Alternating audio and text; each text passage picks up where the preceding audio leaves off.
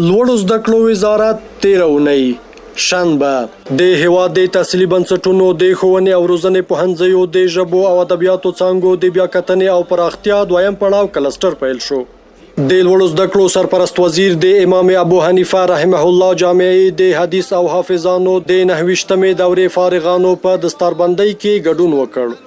یکشنبه د کابل پوهنتون اداري خالی بستونو لپاره له 1450 طالبانو څخه د آزاد سیالۍ له لارې ازموینه واخیستل شوه.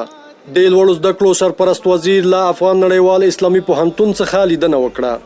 دوشنبه د لوړو زده کړو وزارت علمي معین په خپل کاري دفتر کې د اردن هیواد د التنال عربي ادارې د مجلس له رئیس سره چې څو ورځې وړاندې د عربي ژبې کورسونو د دایرولو په موخه افغانستان ته راغلی و لیدنه وکړه. د لوړو زده کړو سرپرست وزیر د کابل پولی تخنیک پوهنتون د علمي شورا لغړو او د څانګو له آمرینو سره په جلا ناستو کې وکتل.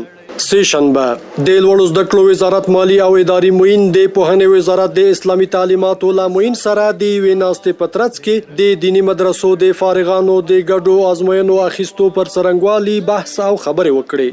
د زړه سینې او رګونو ناروغیو انسټیټیوټ په 40 قلمه بیلابیلو طبي وسایلو مجهز شو.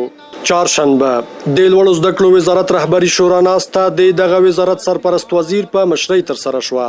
د هیواد د تحصیلي بنسټونو د ښوونې او روزنې پوهنځیو د ژبو او ادبیاتو څانګو د بیاکتنې او پراختیا دویم پړاو کلسټر په بریالي ډول پای ته ورسید.